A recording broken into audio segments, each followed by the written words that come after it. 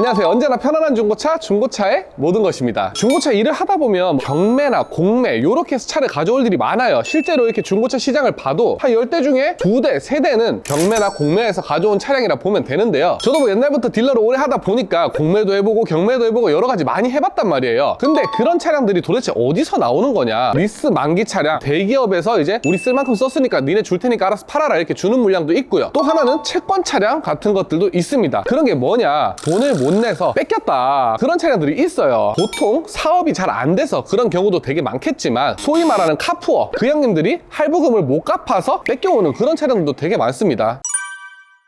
이런 차가 신차가는 한 7천만 원 합니다. 그런데 중고차 값은 얼마냐? 3천만 원이면 구입이 가능해요. 7천만 원짜리가 3천만 원이네? 좀 합리적인 소비인데? 라고 생각을 할 수 있어요. 진짜 농담이 아니라 그럴 수가 있는 게, 이런 차가 신차 할부를 했다 그러면 월 130, 140만 원 할부금을 내게 돼요. 그런데 3천만 원 중고차로 할부를 했다, 월 50만 원 내지 60만 원 정도로 이걸 전액 할부로 선수금도 없이 운행이 가능하다는 거죠. 그러니까 내 월급에서 5, 60만 원 빼고 뭐 기름값 빼고 생활비 빼도 유지가 되겠네? 라는 생각을 한다는 거죠. 그리고 그 계획대로 된다면 아무 문제가 없을 텐데, 한 가지 크게 간과하는 사실들이 있습니다. 보통 이 정도 금액되면 보증기간이 끝났습니다. 수입차는 국산차보다 보증기간이 짧죠. 3년이 지나버리면 이제 엔진이나 미션 이런 고장이 생겨도 그 누구의 도움을 받을 수가 없다. 보증이 끝난 상태로 이런 차는 이제 수리가 발생을 하잖아요. 스타트가 100만 원이다. 그리고 이렇게 엔진 수리라도 들어가게 된다, 미션에 이상이 생겼다, 이런 경우는 200만 원, 300만 원, 많게는 막 5, 600만 원까지 수리비가 발생하기 때문에 중고차를 구입하고 몇 달 뒤에 그런 수리가 터져버리면 감당이 안 된다는 것. 실제로 전액 할부로 차를 구입하고 나면 사실 여유자금이 없다는 거기 때문에 갑자기 고장이 생겼을 때 고치지 못하는 경우가 비일비재합니다. 동네마다 이제 카센터를 가보면 먼지가 쌓여있는 수입차를 볼 수가 있을 거예요. 그런 경우가 대부분이 차주가 수리비를 지불하지도 않고, 그렇다고 차가 고장났으니까 가져가지도 않고, 그렇게 대기 중인 차량들이 있는 거예요. 보통 동네 카센터 사장님들한테 물어보면 이런 경험 무조건 있습니다. 그리고 또 내 차가 고장이 아니라 사고라도 났다면, 이런 차 같은 경우는 사고가 나서 본네트, 휀다, 뭐 라이트, 범퍼 요 정도까지만 교환을 해도 1,000만 원 이상도 충분히 수리비가 발생을 하는 차종이고, 좀 심하게 사고가 났다, 힐하우스나 뭐 인사이드 패널까지 먹고 에어백이 살짝 터졌다, 이런 상황에는 2천만 원, 3천만 원까지도 수리비가 발생을 합니다. 그러면 또 이렇게 생각할 거예요. 야, 자차 보험이 있는데 사고가 뭐가 무섭니? 20대에 돈이 없는 상황에서 수입차를 사는 경우에는 보험료가 비싸요. 그러니까 자차 보험을 빼게 되는 경우가 엄청 많은데요. 그런 경우에 사고가 나면 온전히 내 차의 수리비는 내가 감당해야 될 상황에 처하기 때문에 고치지도 못하고 팔지도 못하고 인생 하드모드에 이제 서막이 시작된다. 어떻게 수리를 하더라도 수리비를 냈으니까 할부금에 이제 문제가 생기겠죠. 뭐 은행에 대출도 받아보고 캐피탈에서도 빌려보고 친구한테도 빌려보고, 그런데 계속 누가 빌려주지는 않는다는 거죠. 그래서 결국에는 할부금이 미납이 되고 차를 뺏기는 최악의 상황까지 가게 되는 겁니다. 그때 정도 되면 이미 신용도 박살이 났을 거예요.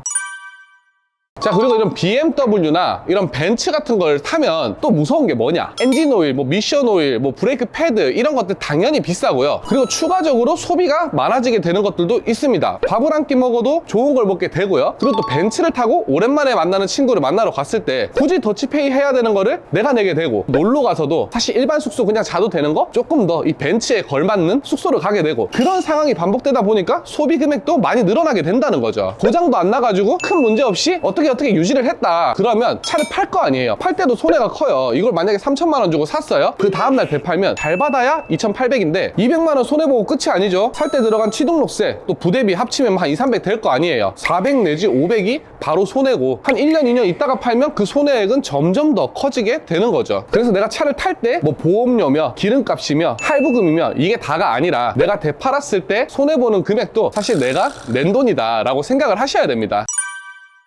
그리고 또 어린 나이에 수입차를 접하게 되면 차는 다운그레이드 하기가 굉장히 힘듭니다. 처음에 3 시리즈를 손을 댔어요. 그 다음 차 아반떼로 갈 수 있냐? 못 갑니다. 보통 3 시리즈 이후에 E클래스 내지 5 시리즈로 가게 되고요. 그리고 그 다음에는 사실 S클래스 가기 힘들거든요. 그래서 차선책으로 이런 마세라티도 건들게 되고, 그러다 보면 3 시리즈 탈 때, 5 시리즈 탈 때 수리비 폭탄에 노출이 안 됐다 해도 요까지 올라왔을 때 수리비 폭탄 한번 맞으면 이때까지와는 차원이 다른 쓰나미를 맛볼 수가 있을 수도 있어요. 무조건 맞는 건 아닙니다. 있습니다. 그 확률에 당첨이 됐을 때는 굉장히 아플 거다, 이런 말씀을 좀 드리고 싶고요. 저도 차를 정말 너무 사랑하는 사람으로서 제가 많이 경험을 해봤고 수리비 폭탄도 맞아보고 그랬기 때문에 경험에서 나오는 말씀을 드리는 거고요. 차를 살 때 이런 게 있으면 좋겠어요. 내가 만약에 얼마 정도 버는 사람이 되면, 어떤 직급에 올라가면 그 목표를 이뤘을 때 차를 사면 무리를 해서 막 전액 할부를 해가지고 차를 살 때 그 느낌보다는 훨씬 더 값지다라는 말씀을 드리면서 영상을 마치도록 하겠습니다. 감사합니다. 중고차의 모든 것이었습니다.